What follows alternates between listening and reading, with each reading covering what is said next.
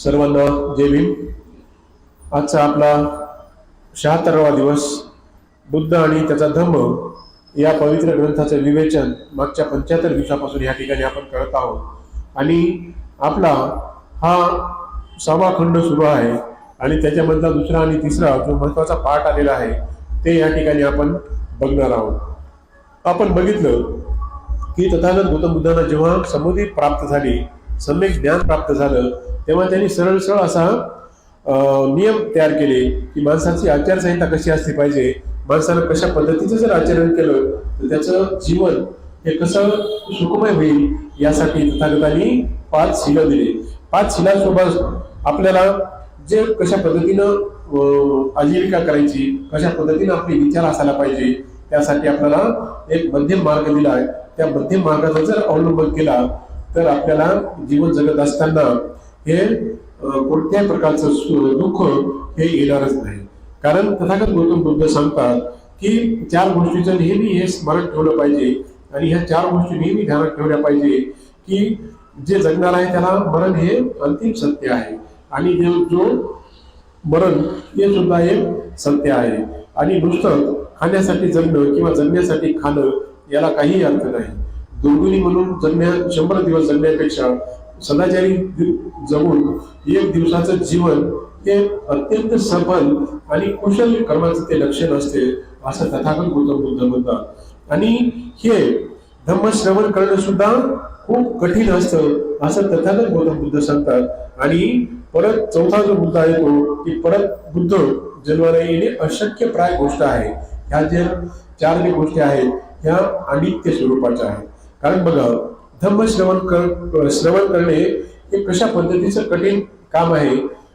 एक तथागत गौतम बुद्ध समजून सांगतात की आपण जरी रेग्युलरली समजा येत असतो या ठिकाणी धम्म श्रवण करण्यासाठी आणि आपलं फक्त या ठिकाणी आपण बघितलं जे रेग्युलर आहेत त्यांना माहित आहे की दुःख म्हणजे काय आणि दुःखाचं कारण आणि त्याचं निवारण कशा पद्धतीने तथागत गौतम बुद्धांनी सांगितले। आणि जेव्हा दुःखाचे जे लक्षण सांगितले की जाती भी दुःख, व्याधी भी दुःख, मरण भी दुःख आणि प्रिय व्यक्ती भी दुःख, अप्रिय व्यक्ती भी दुःख, मनाच्या विरुद्ध न घडणाऱ्या गोष्टी आणि पंच उपादान स्कंद हे जे 12 आहेत तर याचं पंच उपादान म्हणजे जे विज्ञान स्कंद आहे, जे आपण सायन्स आपण जे काय आता बघत आहोत 75 दिवसापासून ते सायन्सच्या व्यतिरिक्त काहीही नाही, विज्ञान आणि विज्ञान। तर याचं जे उपभोक्ता आहे ते काय आहे, मन। तथागत गौतम बुद्ध काय सांगतात की तुम्ही जे धम्म श्रवण करता ही अतिशय कठीण गोष्ट आहे, अतिशय कठीण गोष्ट आहे। ती कशी बघा, आपला देह या ठिकाणी असतो, आपले पूर्ण पंचेंद्रिय कॉन्सन्ट्रेट असतात, आपलं शरीर बसलेलं असते आणि बघा आपलं जे मन आहे, आता समजा एखाद्या खिचडीचा वास येऊ द्या, आपलं मन कोणीकडे जाते, बिलकुल त्या वासाकडे जाते। किंवा किचनवरती काही करपू द्या, त्या करपलेल्या वासाकडे बरोबर आपलं मन, कारण हे महत्त्वलं मन केव्हा कसं आणि कशा पद्धतीनं जाईल याचा काहीही नेम नाही। म्हणून धम्म श्रवण करत असताना आपलं जे तन मन धनाने फुल्ली कॉन्सन्ट्रेशन, चित्ताची एकाग्रता, जे अष्टांग योग सांगितलेत किंवा जे मध्यम मार्ग सांगितला आहे सम्यक समाधीचा शेवटपर्यंत, सम्यक दृष्टीपासून ते समाधिक समाधीपर्यंतचा। सम्यक समाधी म्हणजे काय, केवळ आणि केवळ चित्ताची एकाग्रता आणि अशा पद्धतीने हे मन एकाग्र चित्त करणं अत्यंत अवघड गोष्ट आहे। आणि तथागत गौतम बुद्ध काय म्हणतात, जर खरा विजेता तोच असतो जो स्वतःवरती विजय प्राप्त करतो, कारण तोच खरा शूर असतो जो स्वतःवरती विजय प्राप्त करत असतो, बाकी तर फक्त रंग जिंकणारे असतात। म्हणजे स्वतःचे जे आपले कर्मेंद्रिय आहेत, जे हात आहे, पाय आहे, त्वचा आहे, जिव्हा आहे, नाक आहे, डोळे आहेत आणि ह्या गोष्टीमुळं याचा जो उपभोक्ता आहे तो मन आहे। आणि या मनाच्या व्याधी कोणत्या, राग, लोभ आणि द्वेष। हे राग, लोभ आणि द्वेष ज्यानं काबूत केला त्याच खरं, तोच खरा विजेता असतो असं तथागत गौतम बुद्ध म्हणतात। आणि बघा, चांगलं करत असताना चांगल्या गोष्टीला सुद्धा असंख्य विरोधक असतात आणि अशाच पद्धतीची निंदा ही तथागत गौतम बुद्धाची सुद्धा झालेली आहे। कारण जेव्हा तथागत गौतम बुद्ध धर्माचं प्रचार आणि प्रसार करत होते, तेव्हा जैन तीर्थ खूप या ठिकाणी निगंठनाथ पंथ जे असतात, महावीरचा जो म्हणजे पगडा होता विचारांचा, तो निगंठनाथ पंथ जो असता, ते पंथाचे लोक तथागतावरती म्हणजे खूप चिडायचे. त्याच्यामुळे त्यांना असं वाटायचं की आमचा जो धर्म आहे तो आमचा खच्चीकरण होत आहे आणि तथागताचा जो सदाचारी धर्म आहे त्याच्याकडे लोक जास्त जातात. म्हणून मग चांगल्या माणसाची बदनामी कशी करायची आणि कशा पद्धतीने या माणसावरती आरोप करायचे, म्हणून तथागताचे सुद्धा असंख्य वैरी होते. त्याच्यापैकी आपण 4-5 वैरी कशा पद्धतीने होते हे आपण आज बोलणार आहोत. आणि त्यातला जो वैरी जो होता की काही काही काय म्हणत होते की हे काहीतरी मोहिनी करतात किंवा जादू करतात आणि अशा पद्धतीने जादू करून ते धर्माची दीक्षा देतात. आणि मग असंच वक्तव्य करत असताना तथागत गौतम बुद्ध सांगतात की धर्म ज्याला स्वीकारायचा आहे त्याला जाणीवेला नाही आले पाहिजे. जे सत्याला सत्य जाणते तोच खरा सदाचारी बनत असतो. कोणीही सांगितलं म्हणून त्याच्यावर विश्वास ठेवू नका. 4 माणसानं सांगितलं म्हणून त्याच्यावर विश्वास ठेवू नका. कोणी स्वामीने सांगितले म्हणून विश्वास ठेवू नका. आचार्यानं सांगितले म्हणून विश्वास ठेवू नका. पुस्तकामध्ये निर्दिष्ट आहे म्हणून विश्वास ठेवू नका. तर त्यानं कोणाचा नुकसान आहे का, त्याला कोणाचा फायदा होणार आहे का किंवा त्याचं अहित होणार आहे का. आणि सर्वांच्या हाती तुमच्या मनाला जे पटलं तेच खरा असं बनत जा. आणि दुसरे लोक काय म्हणत होते की तथागत गौतम बुद्ध काहीतरी जादू करतात, काहीतरी मोहिनी करतात आणि अशा पद्धतीने ते हिंदू धर्माचा नाश करतात. दुसरे जण परत ब्राह्मण काय करत होते की हे दुसऱ्यावरती पोट भरतात, दुसऱ्यावरती जगतात आणि अशा पद्धतीत सुद्धा तथागत गौतम बुद्धांनी जीवनावर आरोप करण्यात आले होते. तसेच सुखीग्रस्त जीवन याच्यामुळे उद्ध्वस्त होते. काही जण काय म्हणतात त्याच्यात सगळं दुःख दुःख दुःख दुःख हेच भरलेलं आहे.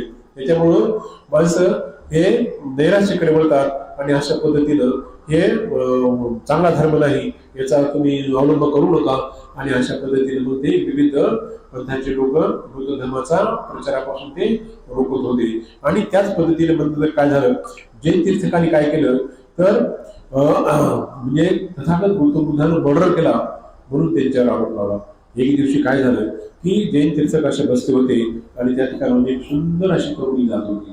मग ती सुंदर तरुणीला त्यांनी काय केलं की भले मोठे पैसे दिले आणि तो काही कर, त्या तथागत गौतम बुद्धाची अशी बदनामी कर की ते पूर्ण जगामध्ये उद्ध्वस्त झाले पाहिजे, त्यांच्यावर असे गुन्हे दाखल झाले पाहिजे, अपराधी म्हणून त्याला घोषित केलं पाहिजे. मग तिनं काय केलं, तिचं पैसे आकडा घेतलं, सोनं झालं आणि नंतर मग काय करू लागली की ती सुंदर असं संध्याकाळ झाली, झापड पडली. जसे शेतातले लोक गावाकडे येतात तेव्हा ही काय करत होती, घरून ते जेतून विहार जात होती. आणि हटकून जे लोक विचारत होते कुठं चालीस तू, ती सांगत होती मी तथागताकडे चाले, विहारामध्ये झोपायला चाले. म्हणजे असा तिचा प्रवास बराच दिवस चालला. बराच दिवस चालल्याच्या नंतर काय झालं की ह्या जैन तीर्थकांच्या मनामध्ये एक कुडाव निर्माण झाला, त्यांच्यामध्ये एक म्हणजे अकुशल विचार निर्माण झाले. आणि नंतर काय केलं की तिच्या पाठीमाग दरोडेखोर पाठवून तिचा तो खून केला. आणि ज्या ठिकाणी तथागत राहत होते त्याच्या त्या कोटीच्या बाहेरच एक कचरा कुंडी होती, त्याच्यामध्ये तो मृतदेह टाकला, त्याच्यावर पाळा पाचोळा टाकला. आणि यांनी जाऊन नंतर मग त्या पोलिसांना सांगितलं. इकडे ती सुंदरी येत होती, रोज जात होती, 4-5 दिवसापासून दिसत नाही, कुठे गेली काय नाही. बाबा आम्हाला विचारत होते ते बिहारकडे जात होती असं रोज सांगत होती, साज शृंगार करून जात होती आणि दिशेनं झाले काय. मग नंतर ते तिथं जवळ येतात आणि आल्याच्या नंतर त्या ठिकाणी मग ते मृतदेह पाहतात आणि ते नंतर मग दोषारोप पडतात की हे कोण केलं, काय केलं. आणि नंतर मग जेव्हा चौकशी होती आणि त्या चौकशी दरम्यान नंतर जे मर्डर केलेले जे दरोडेखोर असतात हे मग खुश होतात. 4-5 दिवस तिकडे आपण मस्त मर्डर केलं, आता तथागत गौतम बुद्धाला जेल होईल किंवा अपराध होईल. नंतर हे मग धाब्यावर जातात, धाब्यावर पद्धतशीर दारू घोसतात आणि मग त्या पैशाच्या वाटण्यावरून ते तिथं भांडण करतात. तिथं जे गुप्त सीआयडी असतात त्यांची ती गोष्ट लक्षात येते आणि अशा पद्धतीने मग त्या खुन्याला ती सध्या त्या ठिकाणी भेटत असते. तथागत गौतम बुद्धाला म्हणजे जे जे चांगलं काम करतात, कुशल काम करतात त्या व्यक्तीवरती असे असंख्य लोकांवरती असे प्रकारचे आरोप झालेले आहेत. आणि अशा पद्धतीनं त्या तथागताचं ते सुद्धा आरोप, खुनाचा आरोप सुद्धा त्यांनी म्हणजे अशा पद्धतीनं तो चालले.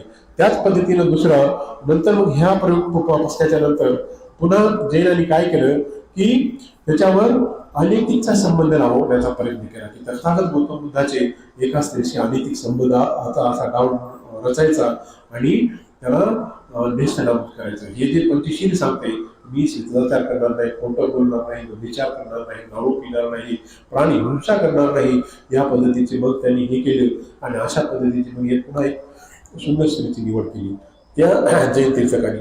नंतर मग तिचा असाच कार्यक्रम सातत्याने चालत राहिला आणि 3-4 महिने जेव्हा लोक शेतातून काम करणारे असे रिटर्न यायचे तेव्हा ही इकडून तिकडे जायची आणि विचारायची कुठं चालली सुंदरी. ती सांगायची की मी विहारात चालले, तथागताकडे चालले. आणि नंतर मग असं करत करत करत काय केलं, 4-5 महिने झाले की तिनं मग काय केलं, इथं अशा उशा भाडायला सुरुवात केलं. एक छोटी उशी, नंतर दुसरा महिना झाला की त्याच्यावर थोडीशी मोठी उशी, नंतर अशा पाट्या. असा तिचा कार्यक्रम हा सातत्याने 9 महिने 9 दिवस सुरू राहिला. आणि नंतर मग असंच तथागत गौतम बुद्धाचे एका ठिकाणी प्रवचन होते आणि भर सभेमध्ये जाऊन ती काय करते, त्याच्यावरती आरोप करते. लोक असे पाहतात ही असे का वागते. ती म्हणती, हे तथागता, तुला आणि मलाच माहित आहे की आपले संबंध कसे आहेत आणि तू मला होणाऱ्या बाळाचा पिता आहेस आणि तू हा का तिने जे असं हातपाय सुद्धा बघा नव्या महिन्यामध्ये, तर तिनं असे ते मुंग्या चावल्यासारखं ते औषध लावलं होतं, 200 चावून घेतले होते आणि जसं काय आता त्याचं गर्भधारणा फुल करून झाली आणि आता तिची डिलिव्हरी होणार आहे अशा अवस्थेमध्ये गेली. तिनं पाट्या गिट्या अशा पोटाला बांधल्या आणि जोरजोऱ्यात हजारो लोकांच्या समोर त्यांच्यावर आरोप करत होते की मी रोज जात होते, त्यांच्या विहारामध्ये जात होते, रोज त्यांच्यासोबत झोपत होते आणि यांच्यासोबत मला गर्भधारणा झाली आणि आता मला मूल होणार आहे. आणि मूल होत असताना हे यांचे जे काही कर्तव्य आहे या कर्तव्यापासून दूर होणार आहे. आता म्हणजे या समय कोण मला साथ देणार आहे. आणि अशा पद्धतीनं त्यांच्यावरती आरोपावर आरोप होते. तथागत गौतम बुद्धाचा एक स्वभाव होता की ते समोरचे जे बोलत होते त्यांचं ते व्यवस्थित ऐकून घ्यायचे. एकदम छान बोलून होता त्यांचा.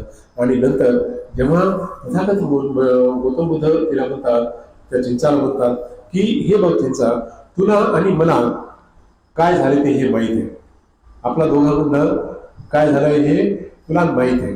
तू या ठिकाणी व्यर्थ हे करू नको. आणि लगेच तिला वाटते बरं आता हे आपला डाव जमला, तथागताला सुद्धा ओळखलं आणि ही मोठमोठ्यानं हसायला लागते, मोठमोठ्यानं हसायला लागते आणि त्या हातामध्ये तिचं पोट हलते, एवढी गदगदा हसते आणि शेवटी त्या फाळ्या काय होते, निष्ठता तिच्या पायावर पडतात. आणि जेव्हा तिचा ते कुटील लाव हे लक्षात येतं तेव्हा ते उपस्थित लोक त्याला झोपून काढतात त्या बाईला.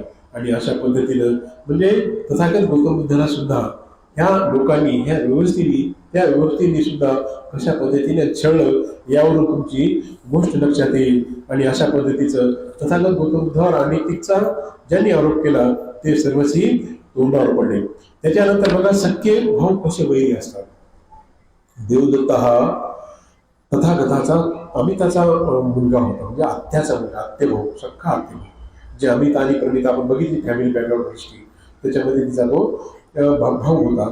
आणि ह्याला तो सिद्धार्थ खूप लहानपणापासून जळायचा, भयानक जळायचा, त्याचा द्वेष करायचा. आणि अशा पद्धतीनं त्यांनी त्यांच्यावर 4 वेळा प्राणघातक हल्ले केले तथागत गौतम बुद्धावर. आणि एकदा काय झालं की तथागत गौतम बुद्ध एका टेकडीच्या खाली गवतावरती असं फिरत होते आणि हे देवदत्त त्या टेकडीच्या आडून लपून बसतात आणि त्यांनी भल्ला मोठा अवघा दगड हे पूर्णतः हातानं ढकलून दिला आणि तो दगड असा पर्वतावर गडगड खाली घसरत आला. आणि त्या ठिकाणी एक आडोसा होता, थोडीशी कपडी, त्या ठिकाणी तो दगड असा आदळला आणि त्याचा एक तुकडा पडून तथागताच्या अंगठ्याला झाला. म्हणजे तो जर दगड त्या ठिकाणी वरून जर आला असता पर्वतावरून तर त्यांच्या डोक्यामध्ये पडला असता आणि तथागत गौतम बुद्ध जाग्यावरच हे झाले असते. हा देवदत्तांनी पहिला प्रहार केला. कारण देवदत्त केव्हापासून दुश्मन झाला होता, जेव्हा सिद्धार्थ गौतम बुद्ध शेतावरती गेला आणि जेव्हा हंसाला बाण मारला आणि तो पक्षी न्यायला आला होता, तथागत गौतम बुद्धांनी त्याला वस्त्रामध्ये गुंडाळते, त्या पक्षाला व्यवस्थित हळद हे ते औषधोपचार करून त्याला व्यवस्थित नीट करते. आणि हे मग त्याला वाद करायला लागते की हे वाद करत असताना ती म्हणते की मी त्याला मारणार, मी त्याचा अधिकार आहे. मग हे न्यायनिवाड्यामध्ये जाते आणि न्यायाधीश सांगतात की जो संरक्षण करता असतो तोच खरा मालक असतो.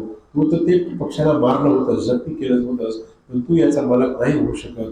म्हणून जे सिद्धार्थानं पक्षी पकडला, त्याला ऊब दिली, त्याला औषधोपचार केला आणि त्याचा यजुचा सांभाळ केला, म्हणून त्याचा तोच रक्षक होतो. आणि अशा पद्धतीने मग त्याला ते तेव्हापासून त्याची दुश्मनी वाढत गेली आणि तथागताने तो मग सोडून दिला आणि तेव्हापासून तथागताचा तो असा दाता खायचा. नंतर मग त्यानं काय केलं की अजातशत्रू सोबत काय केलं, दोस्ताना केला. अजातशत्रू म्हणजे बिंबिसाराचा मुलगा. अजातशत्रूचं तुम्हाला मी मागच्या वेळेस थोडक्यात हिस्ट्री सांगितली की त्या राणीला, बिंबिसाराच्या बायकोला एक डोहाळे लागले होते. डोहाळे कशाचे लागतात? समजा सर्वसाधारण कोणाला दळ दिसताना मातीचे खडे खाणे, कोणाला ते काळू कापूर काय असतात ते काळू खाणे, किंवा कॅल्शियमच्या गोळ्या खाणे, किंवा लेखणी खाणे, खडू खाणे. लेकरांना शिक्षण कमी, ते मयात लेकरांना लेखणी जास्त खात होत्या आमच्या काळात. आणि अशा पद्धतीने तेव्हा त्या पाट्या होत्या, आता तरी समजा त्या आहेत नाही आहेत. आणि अशा पद्धतीचे महिन्यांना सारे डोळे लागले होते. पण त्या राणीला डोहाळा असा लागला होता की ती सांगायला सुद्धा शरमत होती. तिला डोहाळा असा लागला होता की नर रक्ताचं रक्त प्यायचं, माणसाचं रक्त प्यायचा डोहाळा तिला लागला होता. आणि अशा पद्धतीचा जेव्हा मग राजा आला की राजा तिला विचारते की तू अशी नर्वस का राहतेस, तू जेवणही करत नाहीस आणि व्यवस्थित राहत नाहीस, बोलत नाहीस. मग ती सांगते की राजा मी काय करू. ती प्रसंगीचा जी सखी बहीण असते त्याला दिलेली, प्रसंगीत राजा आणि हे मेवणे असतात, याची बहीण त्याला असते. आणि अशा पद्धतीनं ते मगधचा राजा असतो, ते कुशचा राजा असतो. आणि अशा पद्धतीने नंतर मग ते सांगते तू एवढं काम सोपं असताना तू मुलाच्या मनात का उडत आहे. मग अशा पद्धतीनं ते एकाचा हे करतात, सैन्याला पाठवून आणि तिचं ते रक्त आणून ते तिला प्राशन करतात. आणि ह्या स्वप्नाचं मग तिला ते अवलोकन करतात की ते स्वप्नविद्येत जे पारंगत असतात ते तिला सांगतात की ही राणीची इच्छा नसून ही जे पोटातलं बाळ आहे त्याची इच्छा आहे, म्हणून त्याची इच्छा ती पूर्ण करण्यासाठी बाप तो परिश्रम घेतो. म्हणजे अजात, ज्याला म्हणजे जन्म नाही असा तो शत्रू, नंतर अजात शत्रू. आणि नंतर जन्मल्याच्या नंतर सुद्धा हा बापाला हातपाय बांधून मारतो बघा. हातपाय म्हणजे कर्माचं फळ कसं भेटते बरं का. ह्याच म्हणजे जे अजातशत्रू आहे, नंतर बिंबिसाराची सुद्धा हत्या हे बापाला असं एका जागी बोलते आणि त्याच्यावर ते हे सोडते आणि त्याला अन्न दशा करून त्याचं ते मारलं जाते बघा. जे म्हणजे त्याला अजात, जन्मजात बापाचा खून करणारा म्हणजे असा अजातशत्रू. आणि याचा संबंध नंतर दोस्तांना कोणाशी पडते, देवदत्ताशी. देवदत्ताशी संबंध पडते. देवदत्त मित्र होते. मग देवदत्ताला म्हणते बघा काही कर आणि तू तथागताला उडव. मग यांच्याकडे सैन्य असते, कारण हे अजातशत्रू असेल खाणारा पिणारा सगळं ज्ञान सोबत घेऊन फिरणारा असते. यांनी काय करते की पाठवते आणि नंतर पाठवल्याच्या नंतर तिथं जेव्हा प्राणहरण करण्यासाठी प्रयत्न करते तेव्हा ते जे लोकांना पाठवते ते तथागताच्या जवळ जातात, पण कोणाचीच हिंमत होत नाही. कारण त्यांचा ते प्रतिभावंत देह पाहून त्यांची जी शस्त्र असतात ते ऑटोमॅटिक विकून पडतात आणि येऊन नंतर परत ते आल्याचं माफी मागतात. आणि नंतर मग का नाही म्हणून त्यांना ते प्राणहरण करतात. आणि अशा पद्धतीने तो सुद्धा डाव गौतम बुद्धावरती फसलेला होता. तिसरा जो डाव होता एक पागल हाती नलगिरी नावाचा. आपण हे म्हणताना आपण बघतो नलगिरी नावाचा जो पागल हत्ती असतो ते डायरेक्ट माणसाला सोनेमध्ये बिरून असं रपारप आपटतो आणि त्याला तोडून त्याला जागीच असा ठार मारण्याची त्याची ती प्रवृत्ती होती. आणि अशा पद्धतीने मग काय केलं, जेव्हा भिक्षाटनासाठी तथागत गौतम बुद्ध एकदा निघाले होते सावधमधून, तेव्हा लपून बसलेल्या त्या देवदत्तांनी त्याच्या मित्रांनी काय केलं की त्या पागल हातीला जे बांधलेलं होतं तथागत जवळ आले की जावं आणि तथागताला सोंडेमध्ये धरून असं आपटावं या हेतून त्यांनी ते हत्ती सोडला. पण तथागत गौतम बुद्धापुढं ते हत्ती सुद्धा नतमस्तक झाला. एवढं प्रकांड ज्ञान आपल्या गौतम बुद्धाचं, आपल्या महामानवाचं. चौथा जो हमला केला तेव्हा ह्या देवदत्तानं एका धनुष्यबाणामध्ये जे पारंगत असते ते धनुष्यबाण त्याला वंदन म्हणते. हा ग्रंथ वाचन सुरू आहे सध्या. मी आता बाहेर मुंबईला जात आहे. परवाला सकाळी आल्यावर मी सांगेन. बरं ठीक आहे. हा ठीक आहे त्यासाठीच कॉल केला होता. परवाला सकाळी मी पोहोचेल तेव्हा. बरं रिटर्न येत आहेत परत. परवाला येत करायचा आहे रिटर्न. बरं बरं, ठीक आहे, मग करूयात, ठरवूयात. हो हा ठीक आहे. बाकी तब्येत पाणी ठीक आहे ना? हो. ठीक आहे.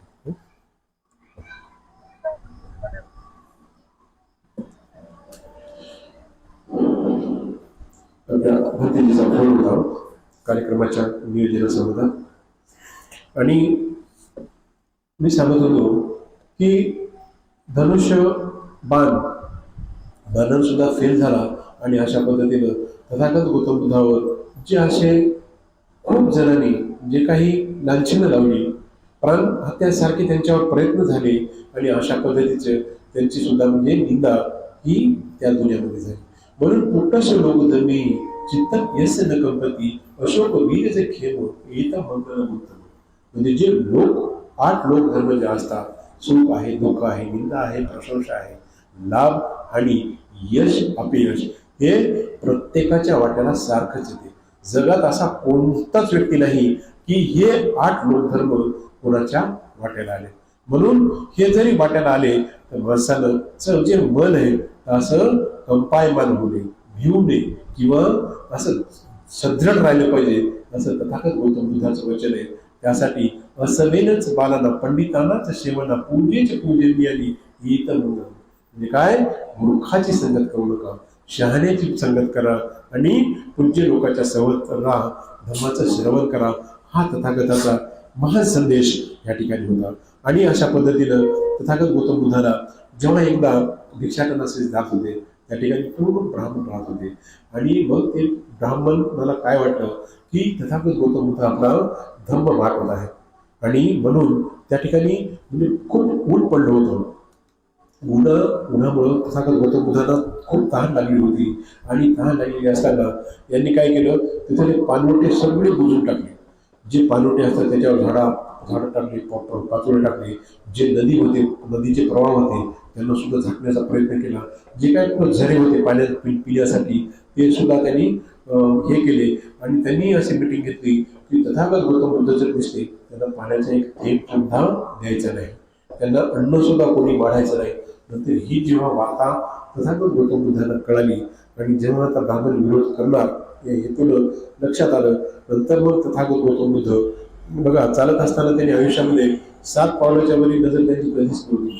7 पावलापर्यंत जेवढं दिसत तेवढं त्यांची ती दिव्य दृष्टी होती, आणि कुठं काय चाललंय त्यांना लगेच क्लिक व्हायचं. नंतर ते एका वृक्षाखाली बसतात. वृक्षाखाली बसल्याच्या नंतर एक ब्राह्मी योगिनी, ग्रस्त योगिनी पाणी घेऊन जात असते. जसं पाणी फिरतो जाईल तिथून असं पाणी घेऊन असते, आणि तिच्यामध्ये कुशल भावना उत्पन्न होते, मी हे पाणी तथागताला द्यावं. आणि जेव्हा ती त्या झाडाखाली गेली, तथागत असतात त्या ठिकाणी, आणि तिनं ते नंतर ते पाणी घेण्याची विनंती केली. तथागताने हात पाय धुतले. त्यांना भयंकर तहान लागली होती, आणि भयंकर तहान लागली होती, परंतु मजबुरी अशी होती यांनी सर्व मिटिंग केली. मग त्यांना विरोध करण्यापेक्षा बोल राहिलेलं चांगलं या हेतूने नंतर ती एक ब्राह्मण उपासिका भान ठेवते, आणि नंतर तथागत गौतम बुद्ध हातपाय धुतात आणि येथेचे पाणी पितात. जेव्हा ही वार्ता त्या ब्राह्मण लोकांना कळते, त्या ब्राह्मणीला ते लोक काठ्यानी, लाठ्यानी, दगडांनी ठेचून त्याच ठिकाणी तिला जिवंत मारतात. असा म्हणजे 2600 वर्षापूर्वीचा इतिहास आहे. म्हणजे किती यातना, सगळ्यात महामानव काय असेच म्हणजे हे होत नाही, सगळ्याला तळपावं लागतं. सूर्याला सुद्धा तळपावं लागते, तेव्हा सृष्टीला प्रकाश मिळतो.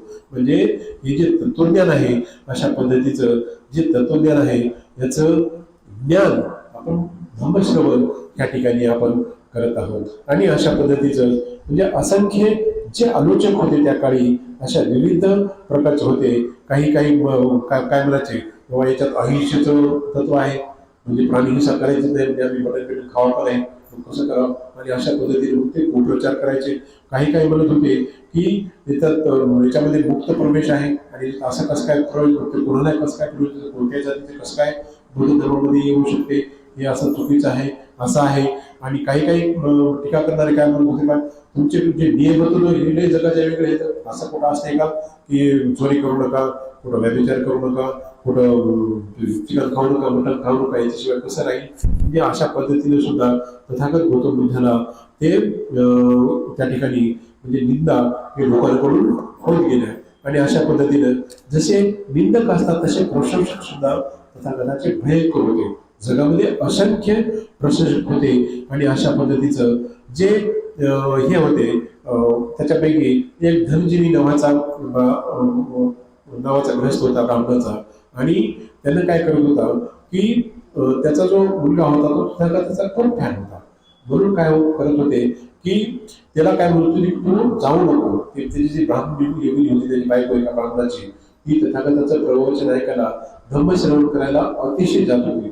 नंतर मग ह्याला जेव्हा कळालं ते घरी आला आणि बायकोला वॉर्निंग दिली, पण तू जाऊ नको, आपला जो धर्म नाही, आपला जो पूजापाठ जे असते तेच करायचं, बाकी ते धर्मश्रवण करायचं नाही. ते माणसाला येणे करतात, ते बोलणी घालतात, ते काय काय करतात आणि अशा पद्धतीने ते ऐकली नाही.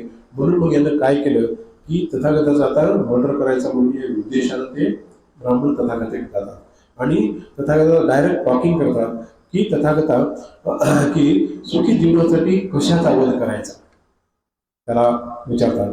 आता त्याला अपेक्षा असेल जे सुखी जीवनासाठी जे त्रास देत असतात त्याचा वध करायचा आणि अधिक विलाप किंवा पश्चाताप करावा लागू नये म्हणून कशाचा वध करायचा. जरी समजा एखाद्याला मारलं किंवा म्हणजे पश्चाताप होईल म्हणून असा पश्चाताप होऊ नये कशाचा वध करायचं.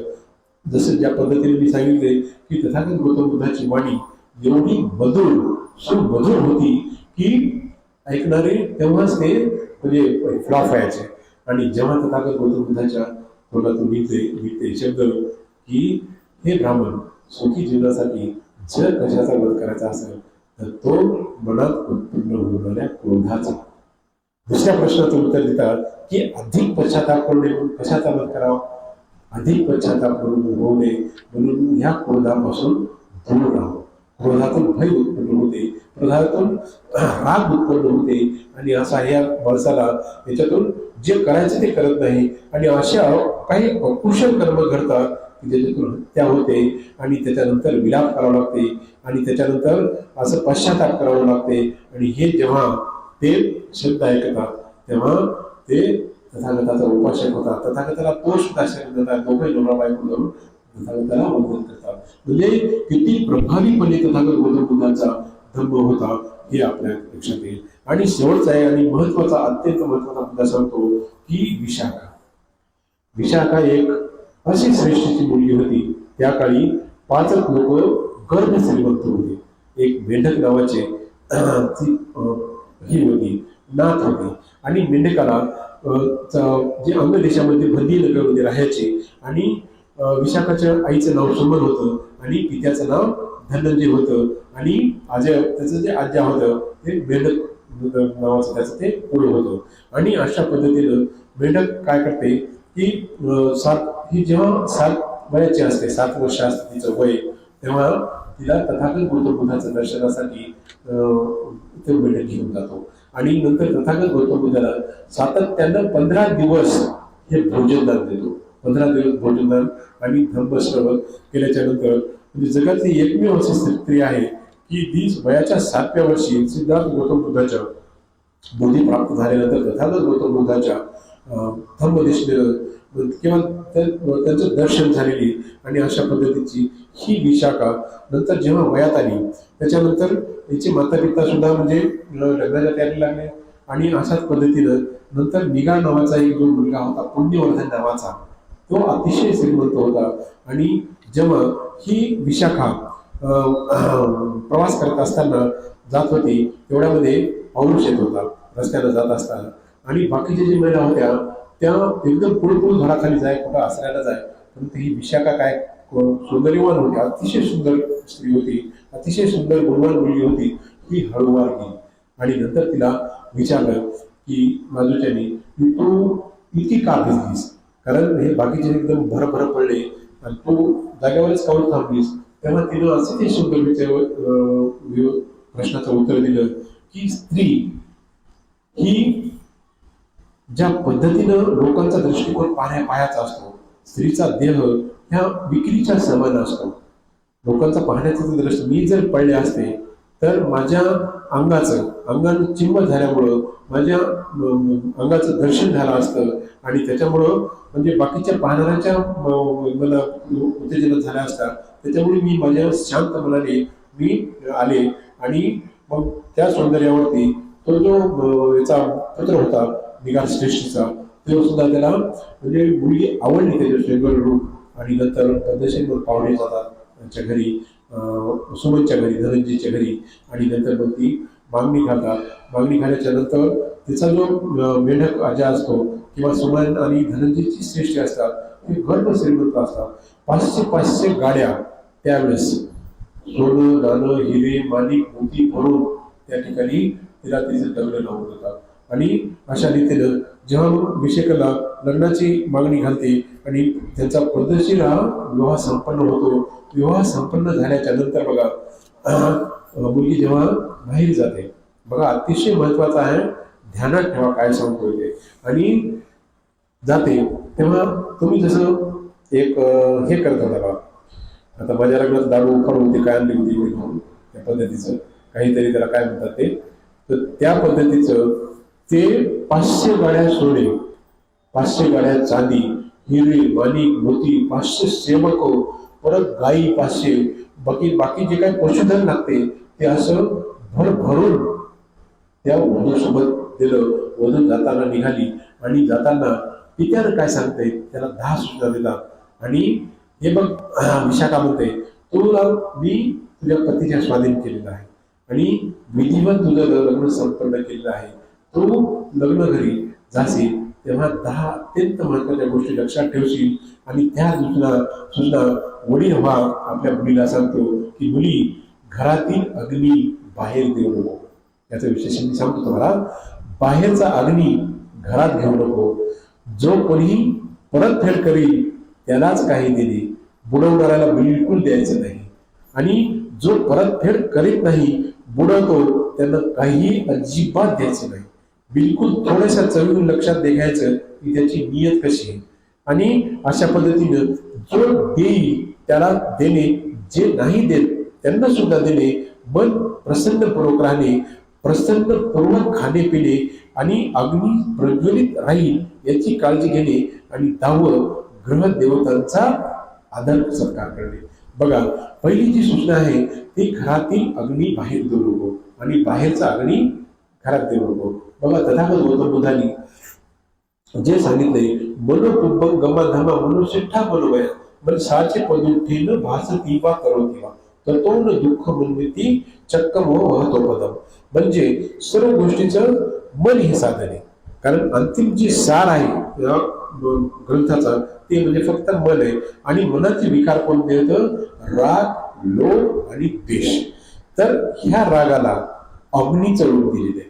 अग्नीचं रूप, जे अग्नी समजा आता आपण पेटवतो डब्बीची गाडी, तर ते अग्नी काय करते? स्वतः पेटते आणि नंतर मग ते इतराला पेटवते. आणि अशा पद्धतीनं एक तर स्वतःही जळते आणि दुसऱ्याला जळते. स्वतःलाही त्याचा त्रास होतो आणि दुसऱ्यालाही त्रास होतो. अशा पद्धतीचे बाहेरचे उचापतीचे घराणे, बाहेरचे टेन्शन हे बिलकुल घरात देऊ नको. घरातले भांडण जे काही होते नवरा बायकोचे ते अगदी बाहेर जाऊ देऊ. घरातच भांडणं आपसात मिटवायचे. आणि अशा पद्धतीनं यांनी जवळपास 8 लोक असे निवडले होते की माझी मुलगीची जर काही कमत्यान आली तर धर्मपिता म्हणून 8 लोकांची निवड केली होती. आणि त्या 8 लोकांना काय करायचं, जर विशाखेची काही तक्रार आली तर त्या 8 लोकांना पाहायचं, तहकीकात करायचं, इन्व्हेस्टिगेशन करायचं आणि नंतर मग ते सांगायचं काय दोष आहे काय नाही. त्याच्यासाठी ती निवड केली होती. आणि अशा पद्धतीनं जेव्हा आपण पैशाचे व्यवहार करतो किंवा आर्थिक व्यवहार करतो, जे देईल त्याला द्यायचा, ज्याची देणार नाही त्याला अजिबात थरकू सुद्धा द्यायचं नाही, धरोट्यावर सुद्धा यायचं नाही. एकदा दिलं का त्याच्यावरच आपण ओळखून घ्यायचं. आणि अशा पद्धतीनं प्रसन्नपूर्वक राहायचं, प्रसन्नपूर्वक जेवायचं. आणि अशा पद्धतीनं हा विचाराचा अग्नी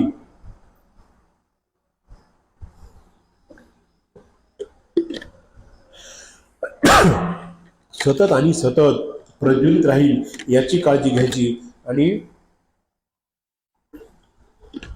घरातील जे नातेवाईक नातेगोत असतात त्यांची सर्वांचा आदर सत्कार करणे हे 10 नियम सांगतात.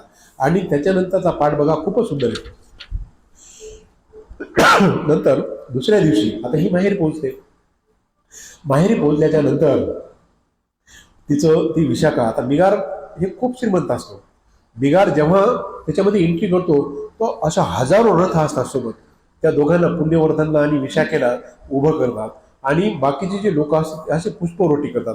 म्हणजे अतिशय त्यांचं स्वागत खूप खूप मोठ्या पद्धतीने करते, मोठ्या पद्धतीने. आणि असं केल्याच्या नंतर मग ते घरी जातात. पद्धतशीर त्यांचा तो संसार चालतो. आणि नंतर काय होते, एके दिवशी काय होते की जो बिगार असतो, बिगार एकदा जेवायला बसतो आणि सून नंतर त्याला जेवायला वाढते. जेवायला वाढल्याच्या नंतर बाहेर एक भिक्षू आलेला असतो. आता विशाखावर वयाच्या 7 वर्षापूर्वी संस्कार झाले आणि बिगार जो असतो तो निघंटनाथ पृथ्वीचा संस्कारी असतो, त्याचा उपासक असतो. म्हणजे जे नग्न साधू असतात त्यांचा तो उपासक असतो. तथागताचा तो